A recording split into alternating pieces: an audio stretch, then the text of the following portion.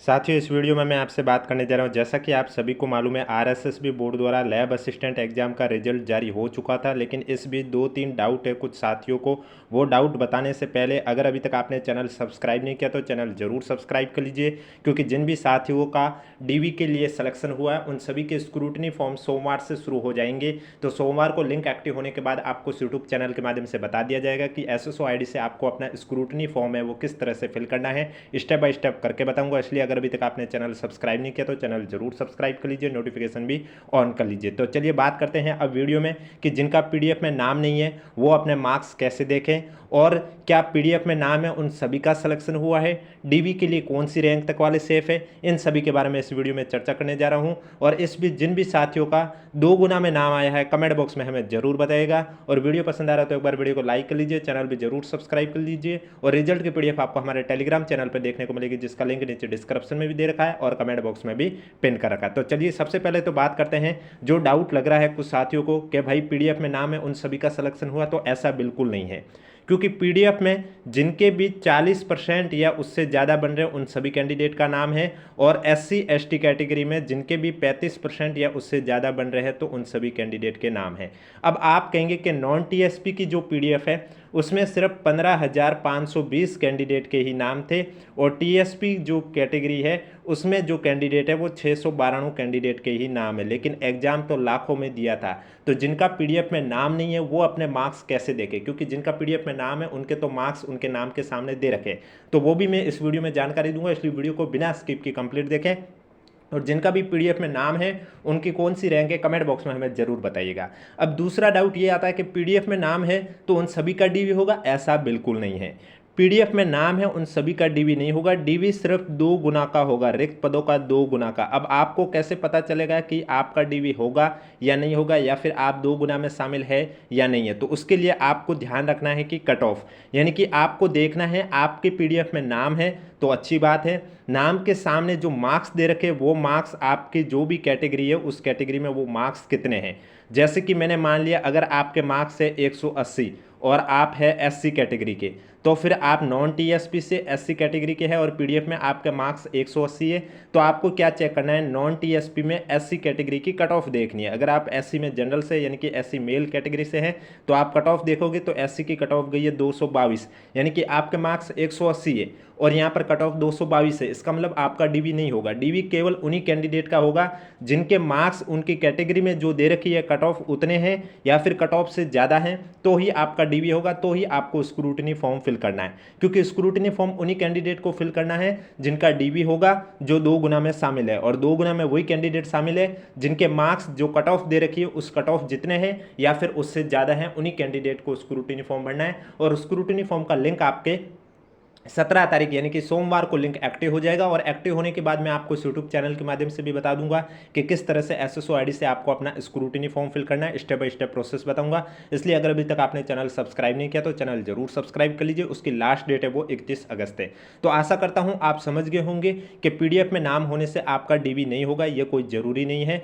इसका मतलब ये हुआ कि आपके 2 गुना में अगर नाम आ रहा है यानी कि डीवी के लिए कौन सी रैंक सेफ है, तो आप अपने मार्क्स चेक कीजिए। अगर आपके मार्क्स कट ऑफ जितने या कट ऑफ से ज़्यादा है आपकी कैटेगरी में तो आपका डीवी होगा, अन्यथा नहीं होगा। फिर चाहे आपकी जो भी कैटेगरी हो, चाहे एससी कैटेगरी हो, चाहे ईडब्ल्यूएस कैटेगरी हो, एसटी कैटेगरी, जो भी आपकी कैटेगरी है उस कैटेगरी की कट ऑफ आपको देखनी है, ना कि जनरल की कट ऑफ। अगर आप जनरल कैटेगरी से तो आप जनरल की कट ऑफ देखिए, आप एससी कैटेगरी के तो आप एससी की कट ऑफ देखिए, अगर आप टीएसपी में एसटी कैटेगरी के हैं तो टीएसपी की एसटी कैटेगरी की कट ऑफ देखिए, और कट ऑफ से अगर आपके मार्क्स ज़्यादा हैं या फिर जो कट ऑफ दे रखी है उतने मार्क्स है तो आपका डीवी होगा, आपको अपना स्क्रूटनी फॉर्म फिल करना है। अब रही दूसरी बात कि भाई जिनके नाम नहीं है पीडीएफ में वो अपने मार्क्स कैसे चेक करें, क्योंकि पीडीएफ में नाम है उनके तो नाम के सामने मार्क्स दे रखे, तो फिर उनके लिए एक यहाँ फॉर्मूला है। क्योंकि अभी तक स्कोर कार्ड जारी नहीं हुआ, कुछ दिनों बाद बोर्ड की वेबसाइट पे भी स्कोर कार्ड जारी हो जाएंगे, तब तो आप आसानी से देख सकते हैं। तब जब स्कोर कार्ड का लिंक एक्टिव होगा तब आप application number, date of birth और कैप्चा कोड डाल के आप अपना स्कोर कार्ड देख सकते हैं।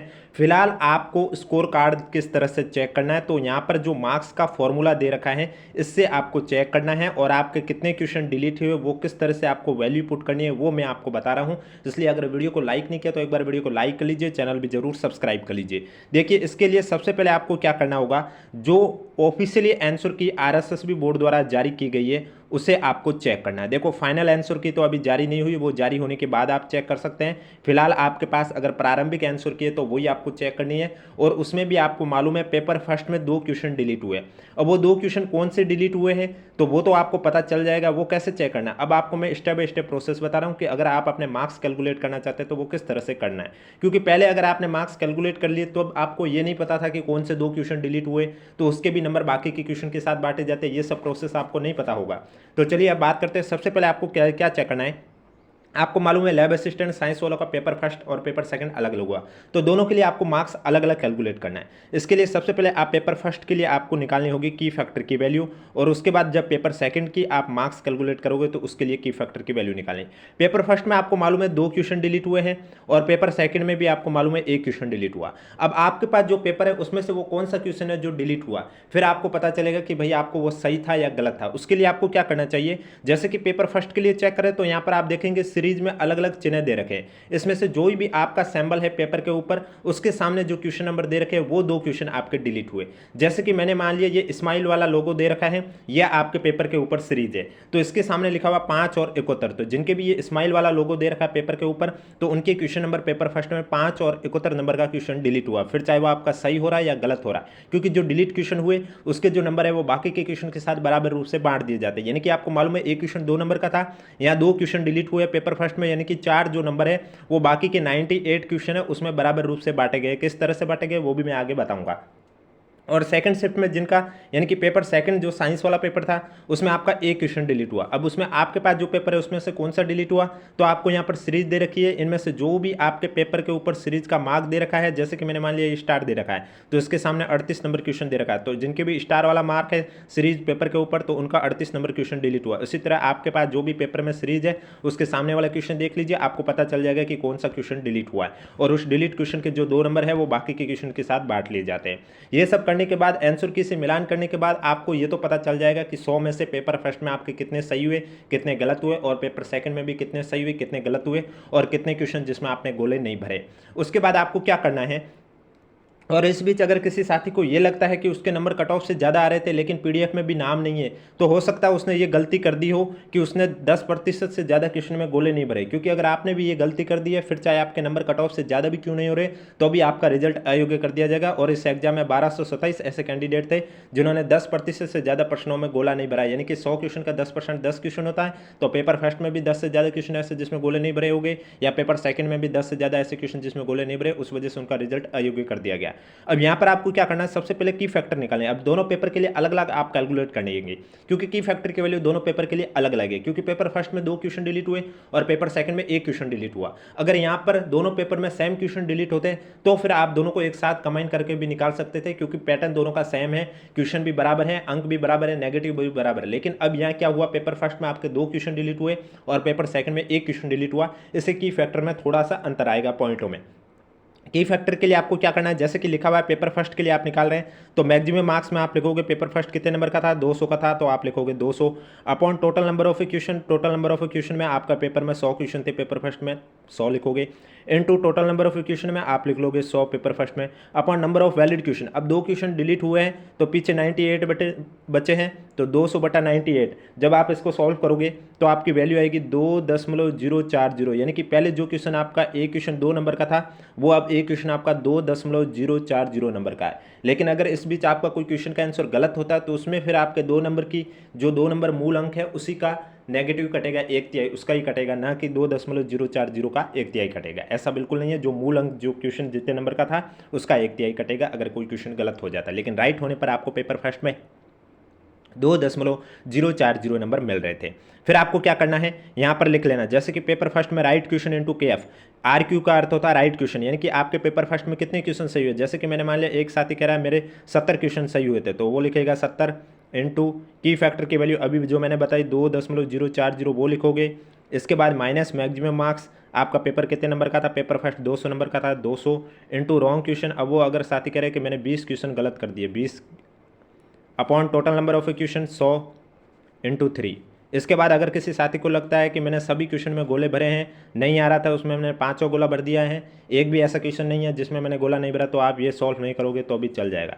लेकिन अगर आपको लगता है कि नहीं 3-4 ऐसे क्वेश्चन है जिसमें मैंने गोले नहीं भरे, तब आपको ये भी सॉल्व करना होगा। ये सॉल्व करने के लिए क्या करना पड़ता है, minus maximum marks paper first के लिए दे रहे हैं 200, नॉट अटेम्प्ट क्वेश्चन। अब आपको लगता है कि 3 क्वेश्चन में गोले नहीं भरे तो 3 लिखोगे, टोटल नंबर ऑफ क्वेश्चन में आप लिखोगे 100 और इंटू 3 कर दोगे, और इसको जब सॉल्व करोगे जो वैल्यू आएगी वही आपके पेपर फर्स्ट के मार्क्स होंगे। इसी तरह पेपर सेकंड के भी आपको निकालना है।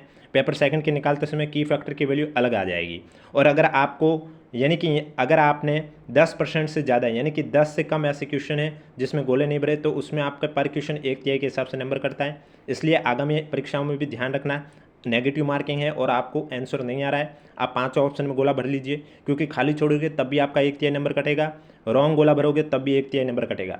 लेकिन 5 ऑप्शन जो अनुत्तरित प्रश्न वाला वो फिल करोगे तो इससे ना तो आपके नंबर कटेंगे और नहीं आपका रिजल्ट अयोग्य होगा।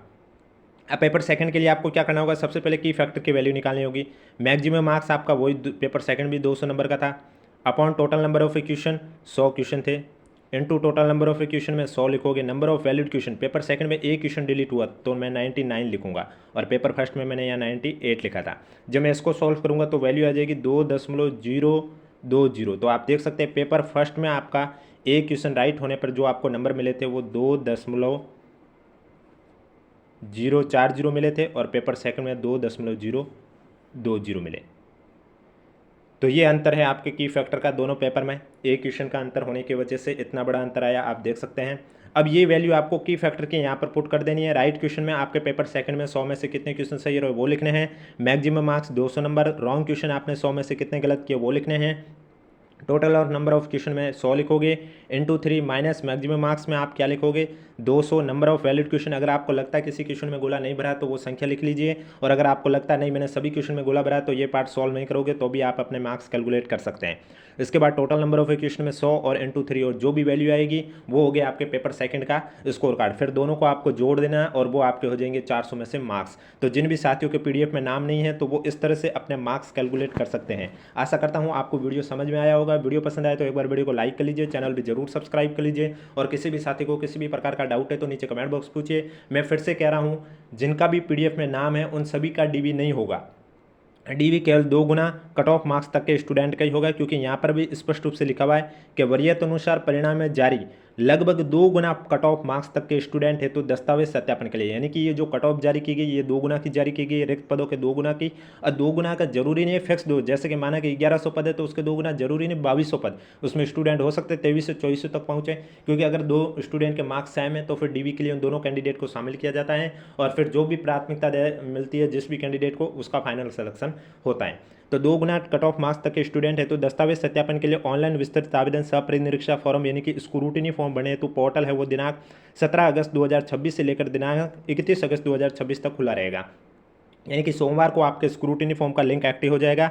और लिंक एक्टिव होने के बाद मैं आपको इस यूट्यूब चैनल के माध्यम से भी बता दूंगा कि एसएसओ आईडी से आपको अपना स्क्रूटिनी फॉर्म किस तरह से फिल करना है। इसलिए अगर अभी तक आपने चैनल सब्सक्राइब नहीं किया तो चैनल जरूर सब्सक्राइब करें, और ये रिजल्ट की पीडीएफ आपको हमारे टेलीग्राम चैनल पर देखने को मिलेगी, जिसका लिंक नीचे डिस्क्रिप्शन में भी दे रखा है और कमेंट बॉक्स में भी पिन कर रखा है। अब अगर किसी भी साथी को किसी भी प्रकार का डाउट है तो नीचे कमेंट बॉक्स में पूछिए, क्योंकि मैंने इस वीडियो के माध्यम से आपको ये भी बता दिया है कि पीडीएफ में जिनका भी नाम है उन सभी का डीवी नहीं होगा। डीवी किन किन कैंडिडेट का होगा ये बता दिया है, जिनका नाम पीडीएफ में नहीं है वो अपने मार्क्स कैसे कैलकुलेट करें ये भी मैंने आपको बता दिया है। स्क्रूटिनी फॉर्म कब से शुरू होंगे ये भी मैंने आपको बता दिया है, और इसके अलावा कट ऑफ तो आप देख ही सकते हैं, यानी कि आपकी जो भी कैटेगरी है उसके अकॉर्डिंग आप कट ऑफ देख लीजिए। अगर आपके नंबर कट ऑफ जितने या कट ऑफ से ज़्यादा है तो आपका डीबी होगा, आपको भी स्क्रूटिनी फॉर्म फिल करना है, अन्यथा आपको स्क्रूटिनी फॉर्म फिल नहीं करना है। स्क्रूटिनी फॉर्म केवल उन्हीं कैंडिडेट को फिल करना है जो 2 गुना में शामिल है, यानी कि जिनके नंबर कट ऑफ जितने या कट ऑफ से ज़्यादा है, बाकी कैंडिडेट को फिल नहीं करना है। अब जिस भी साथी को किसी भी प्रकार का डाउट है तो नीचे कमेंट बॉक्स पूछिए, और वीडियो को अधिक से अधिक शेयर कीजिए, ताकि जिन भी साथियों को कल रिजल्ट आने के बाद से जो डाउट है वो सब डाउट क्लियर हो जाएंगे।